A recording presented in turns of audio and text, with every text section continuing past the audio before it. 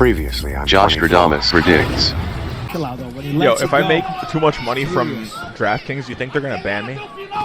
Nice. No, I mean, whoa, forehead. well, you ain't gotta worry about that. Takes him down. You bush.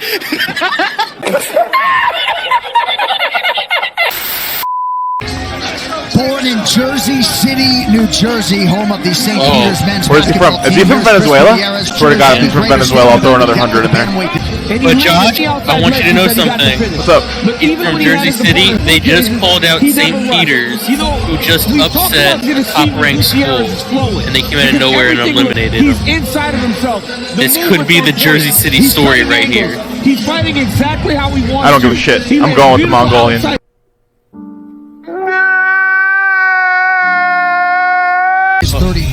It'll be funny, unfortunately, if my Mongolian loses and he tries to warn me.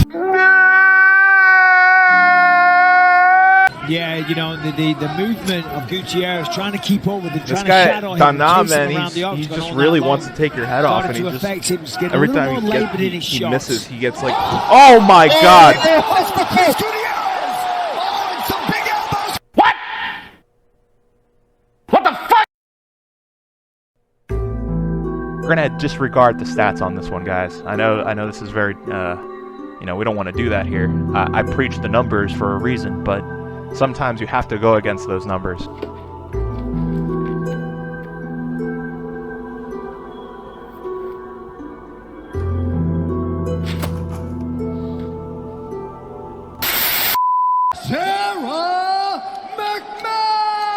Oh my God! Oh my God! Her name is McMahon. Ref's appearance for Oh, she looks sweet. Sarah McMahon. That is gonna die. Rosa, but for McMahon.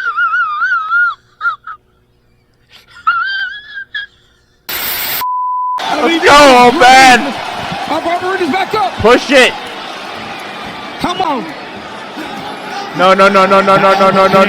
Great urgency from Brandon to get back to his feet. Now peppering shots. No! Brown. Yes! Yes! He's hurt. Yes! Ladies and gentlemen, after 3 rounds, we go to the judges' scorecards for decision. 29-28 Please, Brown, for the Brown, winner Brown. by split decision, Brian Bam Bam.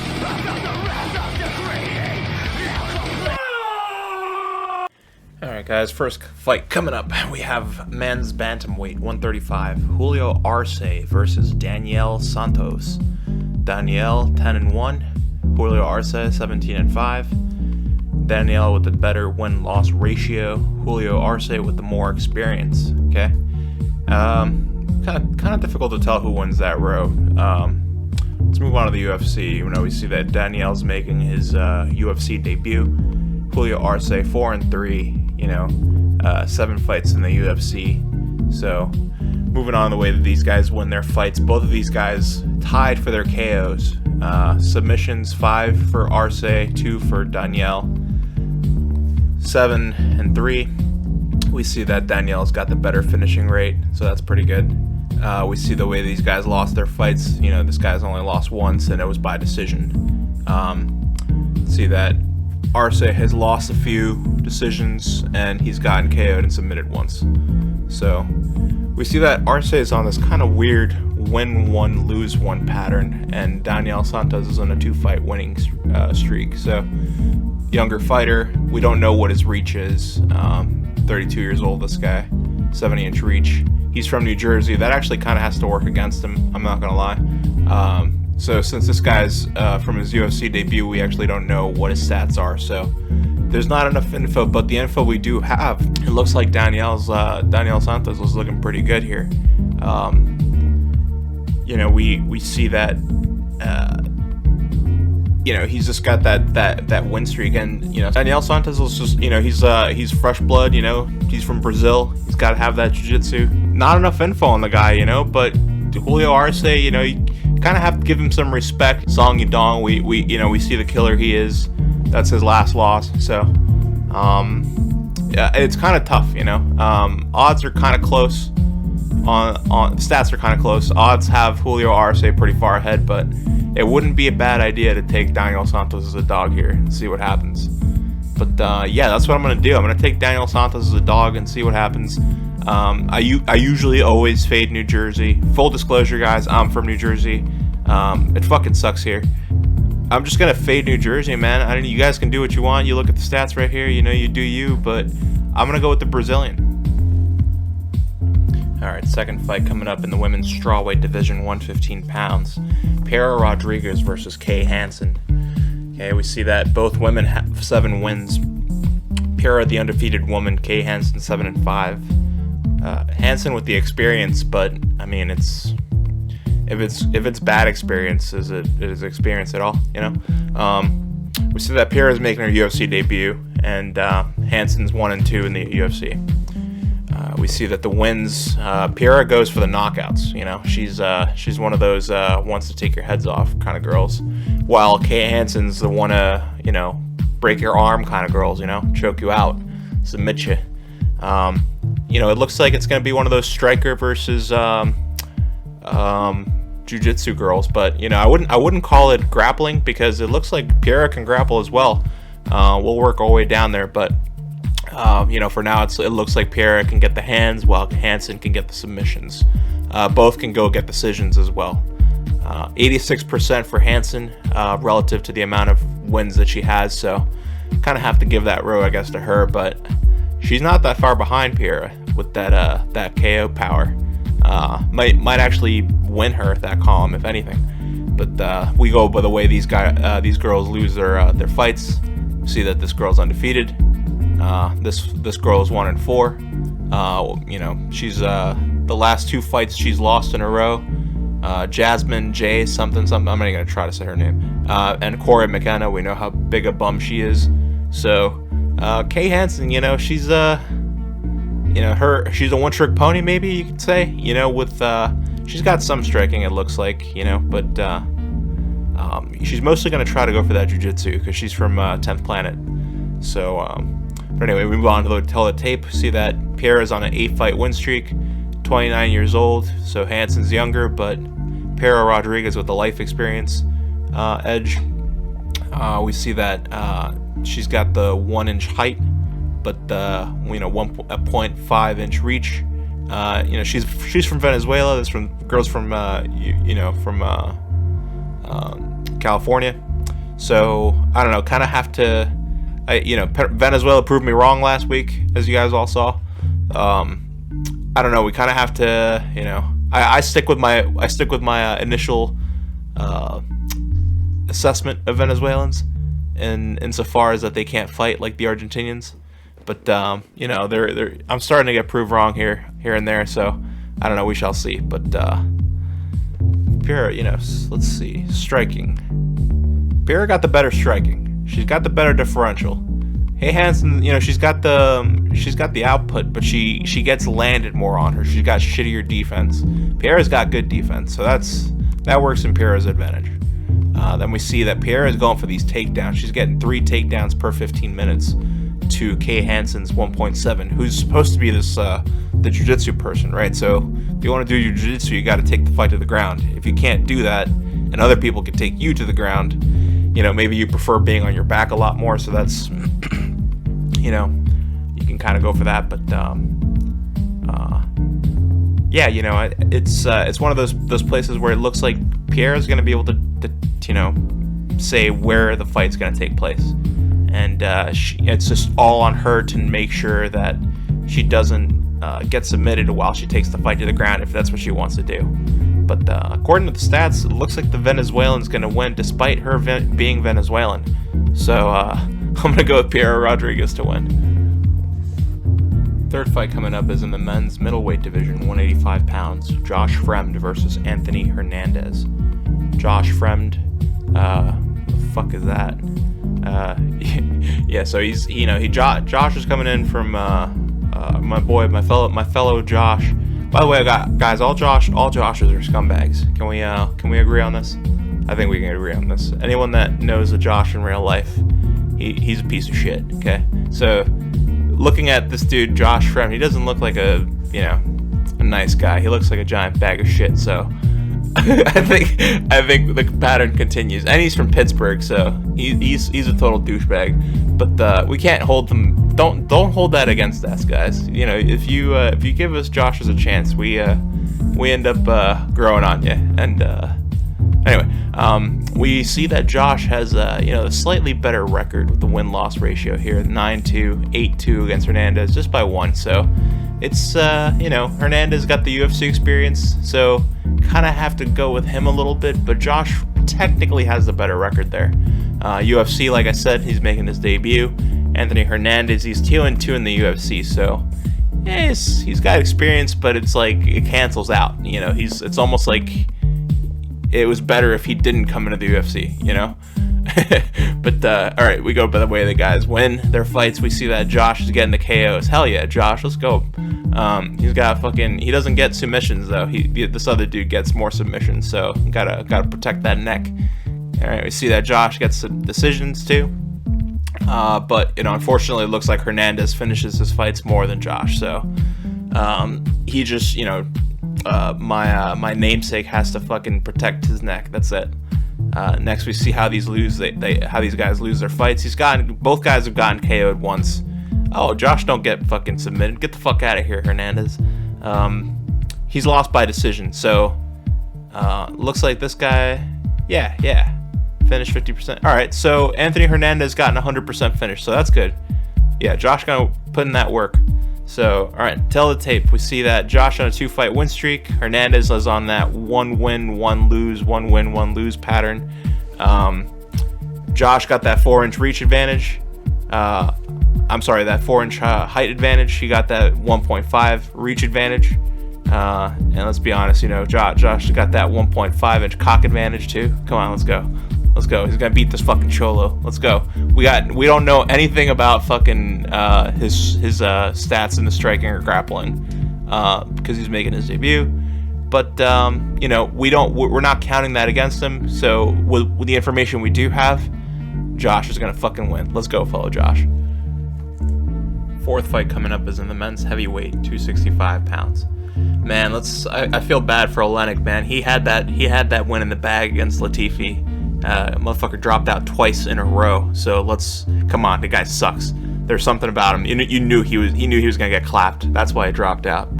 But what was I saying? Anyway, Alexei Olenek versus Jared Vanderaa. Okay, boa constrictor versus the Mountain. Okay, you can't call yourself the Mountain if you're on a 2-fight losing streak. So it's just Jared Vanderaa. Okay, so we have Alexei Olenek, the boa constrictor, versus Jared Vanderaa. Who's on, both these guys actually have 1 foot out the door in the UFC, so this is one of those survival situations, and we'll see who wants it more. But let's start off. We have 50. We already know who Olenek is. Okay, we know who Olenek. We already went over this guy last week. He's an old fucking Russian dog that likes to Ezekiel submit people. Okay, he's old as fuck, and he might have 1 or 2 fights left, but he's gonna fucking give it all he's got. And he's a dog. And we see Jared Vanderaa. There's a whole lot of red. There's a whole lot of red here. Let's go over that red. He's 1-3 in the UFC. Damn, son. 12-7. Oof. There's just nothing good here. I guess he gets submission. He gets knockouts, but not as many as the old man. Not as many subs, not as many decisions, obviously, because he doesn't fight as many fights. But the fights he has fought, it's just lackluster from Jared Vanderaa. He's just not a good fighter. It doesn't seem to be a good fighter. But we see the way that these guys lose their fights. Man, poor Olenek. He's got a weak chin. He's an old man, so Jared Vanderaa can clip him. He might be able to put him away, but we'll see what happens. 29 years old, 44 years old, so yeah, that's fucked. 3-fight losing streak, 2-fight losing streak, so these guys are both pretty fucked, and the only thing he's got going for him is his height and his age. Nothing good about Vanderaa striking. Both of these guys are pretty close in their shitty striking, but it's not close with the takedowns that Olenek does and that he's going to go for. Vanderaa got a shitty takedown defense, so he's not going to be able to stop these takedowns, even though he's taller than Olenek. He's going to be able to figure out a way to take him down. So I think Olenek's going to get this done. Fifth fight is in the men's lightweight division, 155 pounds. We have Vince Pichel versus Mark Madsen. See that Mark's got that 11.25, the undefeated Olympian man. Got that 14-2. Vince Pichel not too far behind with the win-loss ratio. We got to say that Mark takes this road because he's undefeated. In the UFC, he's undefeated there as well. We see Vince has that 7 deuce record on the UFC with the win-loss ratio 3.5. So he's got that little edge. He's got more fights. So Vince is a veteran. The way that these guys win their fights. We got Vince with the 8 knockouts. That's pretty good. 2 submissions, 7 decisions, 3-3-5. So yeah, it looks like Vince takes he finishes his fights more often than Mark. Mark's just gonna wrestle, fuck it, grind you, try to take it to a decision. Yeah. How these guys just lose their fights, like I said, this guy's undefeated, so he doesn't have anything there. But Vince Pichel is just very well rounded in losing everywhere. So we'll see how it ends up going for him. Fight streak. Okay, so this guy's on an 11 fight win streak, undefeated. This guy's on a 3 fight. He's 39 years old. That's getting up there. This guy's no spring chicken either. 37 years old. 2-inch height advantage for this guy. Both guys have the same reach advantage. The Dane over here versus the California. I mean, this guy's an Olympian, so you got to kind of give them the edge of with the takedowns. Yeah, striking. Let's see, 9.3. Better differential for Pichel, but a higher output for Mark with a higher accuracy. So it's interesting. He's going to catch up to his differential, it looks like. But he absorbs some strikes, but he's got a better defense. So Mark's got a good striking. He doesn't have bad striking. He's definitely better on his wrestling. He's definitely going to be the wrestling kind. So it's a very close fight. 39 years old. Does he still have that juice? Old people have been proving us wrong lately. Looks like Mark Madsen is slightly the favorite here on the stats. So let's go with Mark Madsen to win.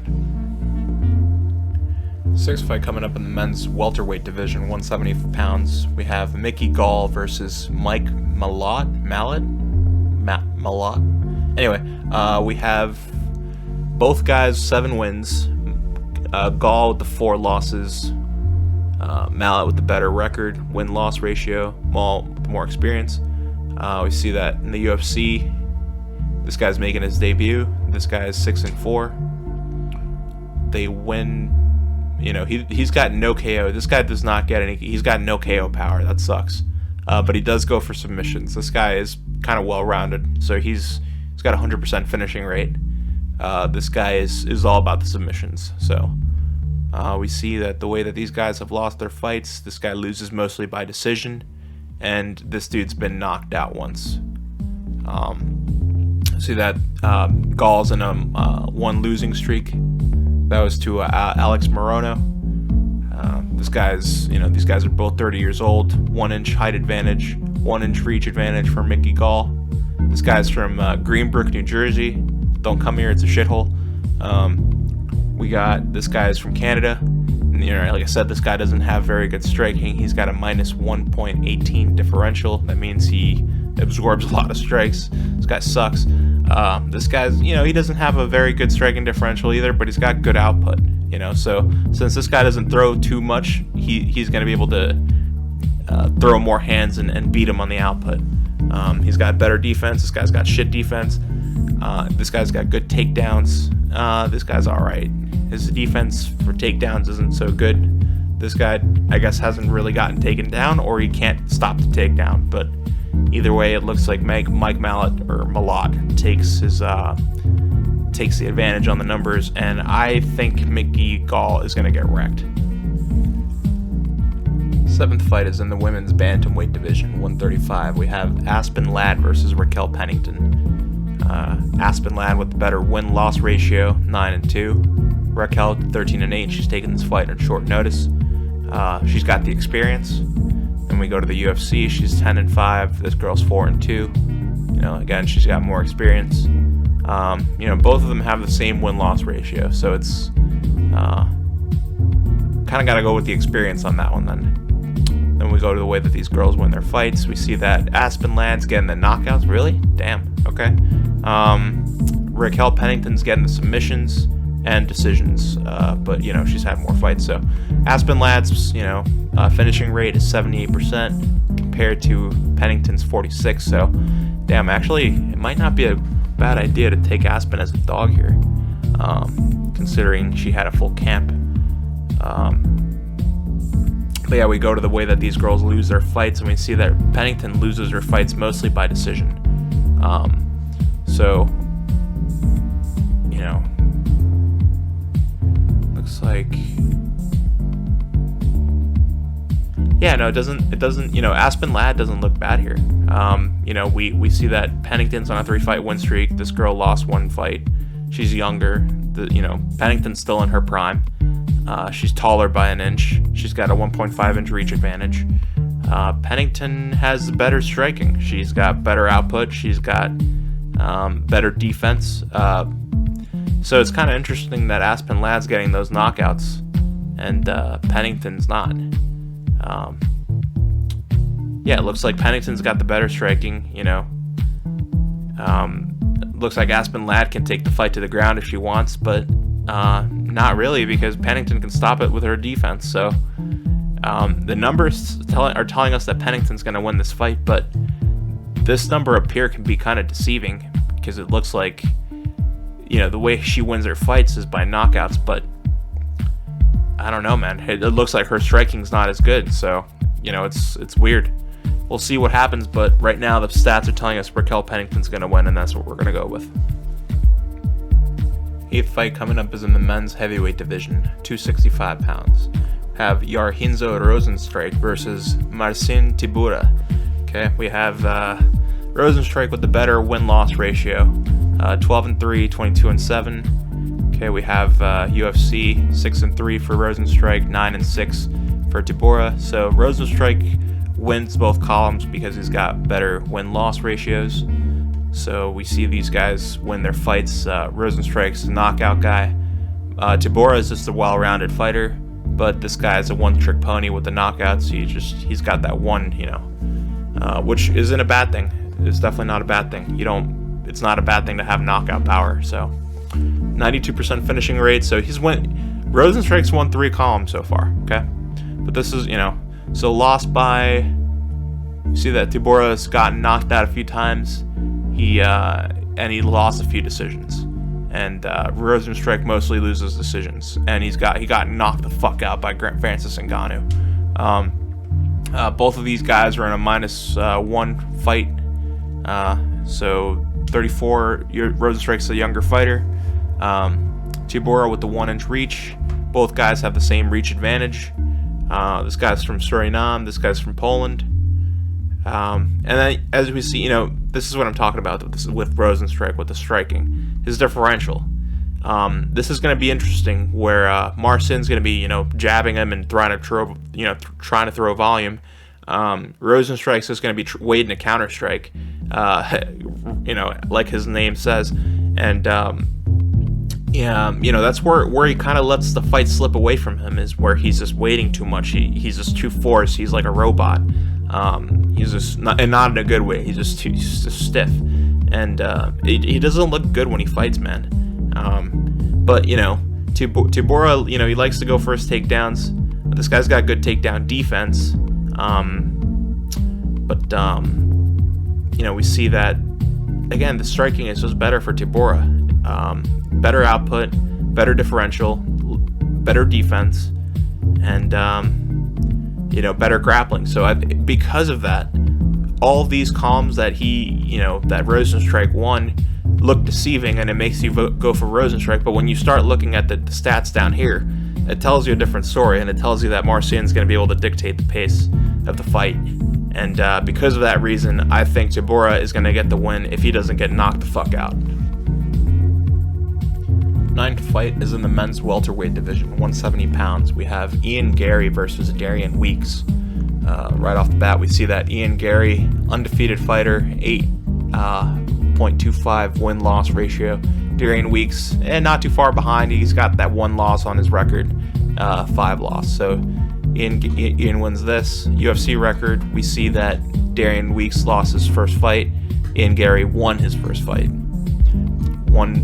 We move on to the way that these guys win their fights. We see that Ian Gary is getting the knockouts, and he's winning by some decisions. And Darian Weeks is mostly winning by TKO and submission. So he's got the 100% finishing rate. So Darian Weeks ain't looking too bad there either. Now these guys are, mostly undefeated except for that decision loss for Weeks. We see that Ian Gary's on that 12-fight win streak, -1 for Darian Weeks. Ian Gary, 24 years old. Weeks is 28. Gary with the height and reach advantage. And we see that this guy's from Ireland, so we know what the hype is, what that country is when it comes to fighting. But we see that, when it comes to the differentials and the striking, we see that Darian Weeks got better differential, and he's got better output. Holy shit, 7.87 differential. Damn. So Darian Weeks throwing hands, but he's absorbing a lot. So interesting. Darian Weeks might not be a bad bet, man, because like I said, 7.87 is fucking crazy. And it doesn't look like this fight's gonna stay on the ground because Darian Weeks got a 4 takedown average per 15 minutes. Now again, this is from his one fight, so kind of take that with a grain of salt, but this dude's got 100% takedown defense.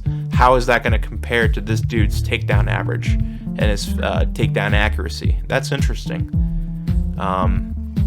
Darian Weeks is a huge fucking dog too. This might not be a bad idea to take Darian Weeks here with this information.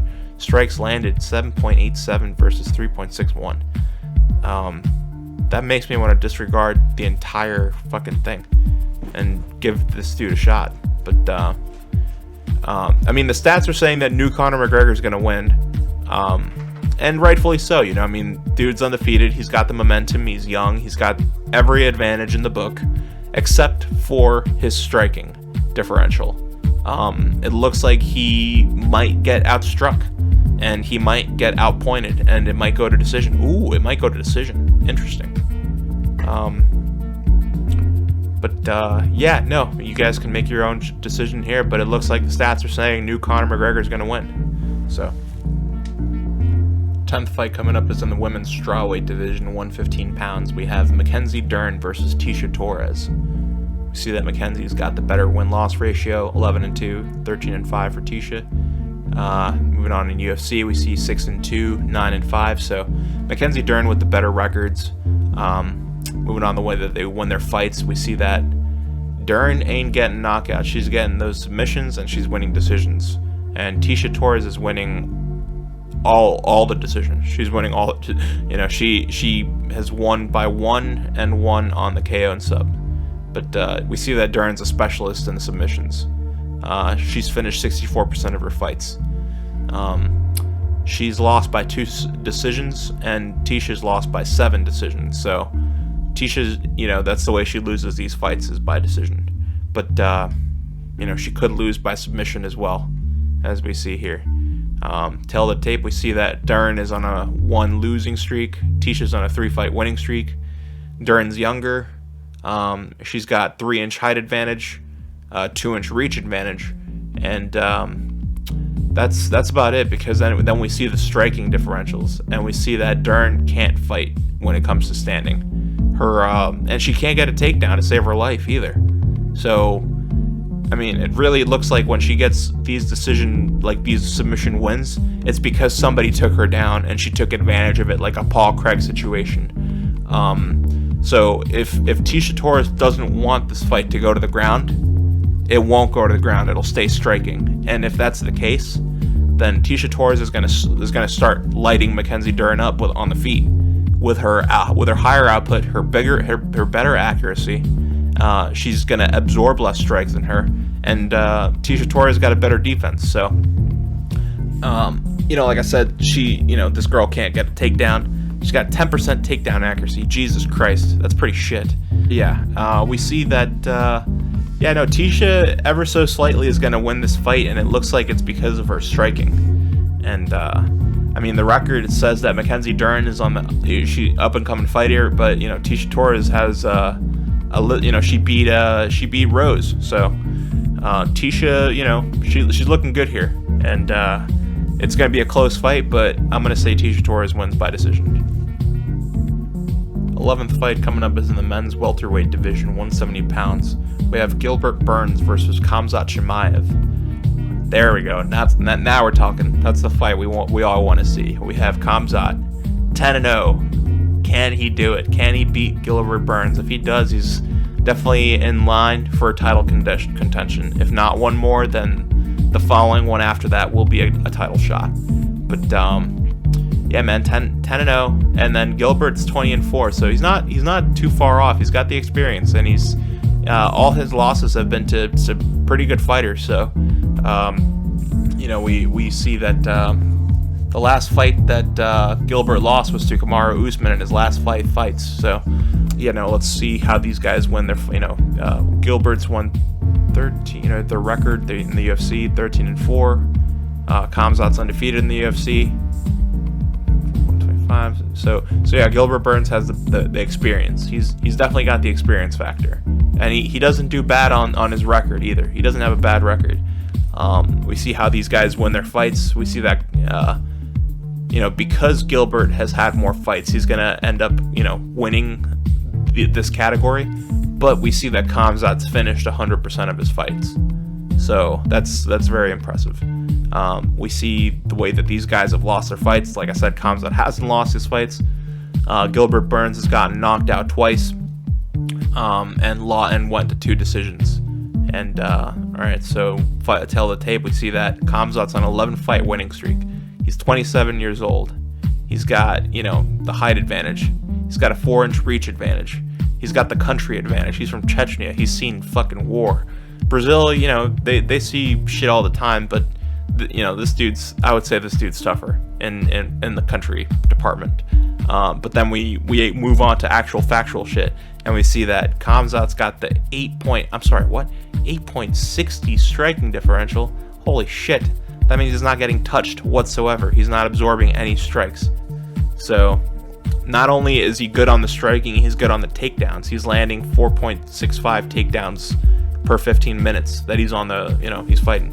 So they're accurate takedowns, plenty of them, plenty shots of them, and then he's got good fighting. I don't mean to shit all over Burns. It's not like he, by not talking to him about him, but you just gotta amplify how good of a fighter Khamzat is coming in looking like, which might be a trap card, honestly, because Gilbert Burns ain't a bad fighter. So, there's not too much that stands out that saves Gilbert as like a, there's something obvious that we're not looking at. But the only thing I could say is that Gilbert's experience, that's like the one thing that we're not, is intangible, and all of these things are intangible, really, all these numbers are, but somebody's experience isn't really going to tell us how they're going to fight in a new fight coming up, you know what I'm saying? So all that said, we're going to have to go with the momentum and just the hype of Khamzat, because it looks like it's real. This is, the last time we've seen a fighter like this was Khabib, and that's all you can pretty much say about that. So we're gonna take Khamzat Chimaev to smash Gilbert Burns. 12th fight coming up is the real fight we all want to watch. Is co-main event, UFC Bantamweight Championship, 135 pounds. Aljamain, I'm a piece of shit, crying sack of shit Sterling versus Peter Chad, knee to the face, no mercy, Yan. Okay, we have Peter Yan winning both rows when it comes to the overall record and UFC record, with his Chad-like 8-1 and 16-2 record. Okay, Aljamain Sterling, he's a piece of shit. He's got 20-3. It's not too bad, but it's not as good as this, 12-3, not as good as 8-1. Fuck you, piece of shit. So we see the way that these guys win their fights. We got the Virgin Submission versus the Chad TKO. We have, this guy wins his fights by DQ. That's not very impressive at all. This guy loses his fight by DQ. That's actually Chad as fuck. You definitely don't want to lose your fights, but if you lose by DQ, that's actually pretty badass. And you're like, I don't give a fuck about the rules. Fuck you, okay? So that's what that tells me. He's a gangster. That's what Peter Yan is. He'll knee you in the face. He doesn't give a fuck about the rules. That's a plus in my book. Okay, I don't know about your book, but that's a good thing on mine. Okay, so we move on to the way that the tape, right? This dude is truly on an 11-fight win streak, not on a 1 streak. He's 11-fight win streak. This guy's on a 6-fight win streak. He's 29 years old, 32. Both are the same height. This guy with the fucking orangutan arms, he's got the 4-inch reach. This guy's from the Siberia. This guy's from, Cortland, New York.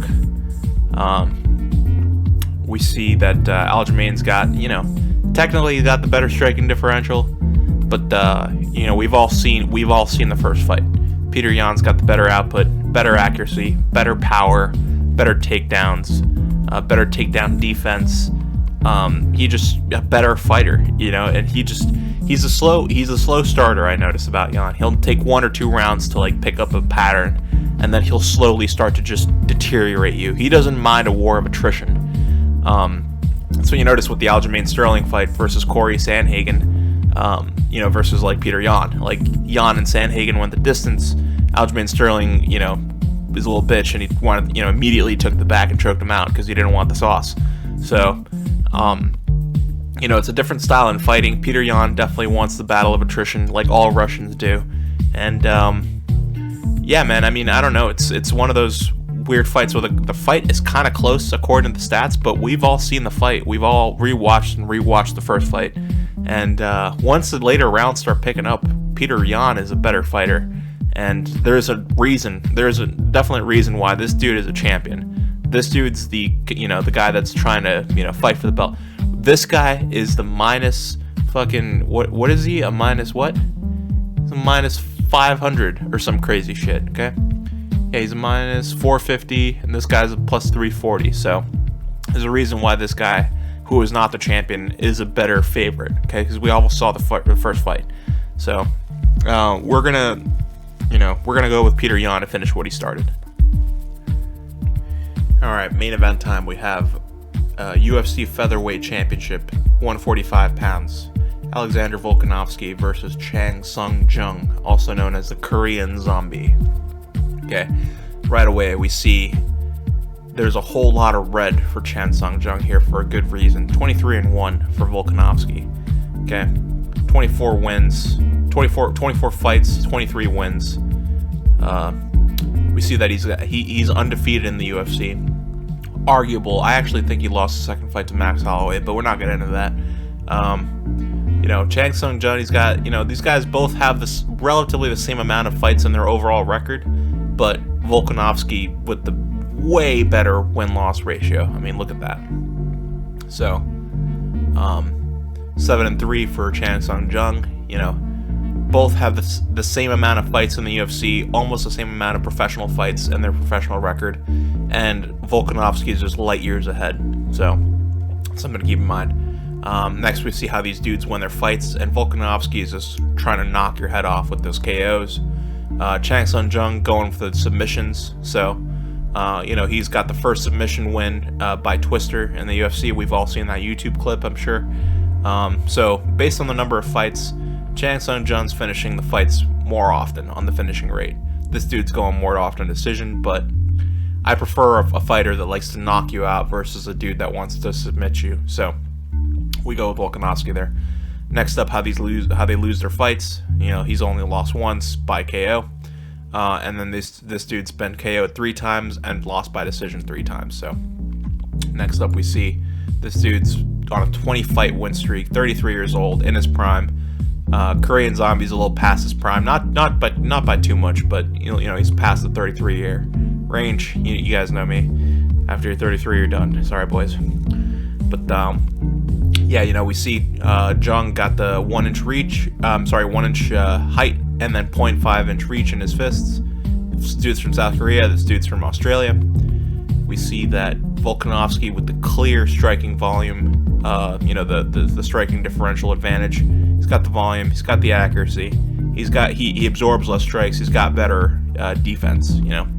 We also see he goes for more takedowns, and he's got a better defense. I'm sorry, he doesn't have a better defense. Chan Sung-jung's got a good takedown defense, so he might be able to stop the takedowns from Volkanovski if Volkanovski shoots for one.